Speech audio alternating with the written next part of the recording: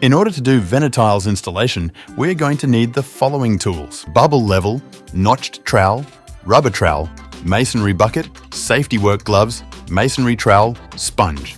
First, prepare the mortar. It can either be made with a masonry trowel or a paint mixer.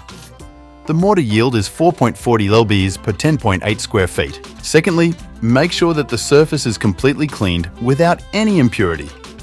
In order to measure the level, you must use the bubble level. Spread the mortar with the notched trowel. You should use the flat part. Is recommended to use a 0.31 inches trowel, then use the notched side to make the area even. Now, you can add the Venetian mosaic tile so that the smooth part remains on the edge and the spaces are where the next sheet will be placed. You need to make pressure with the rubber trowel.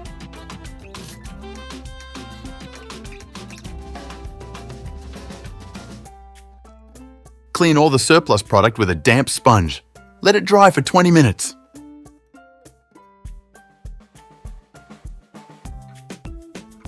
Prepare the grout and apply it with the rubber trowel in a diagonal way. It is very important to use an unsanded grout to avoid scratching the product.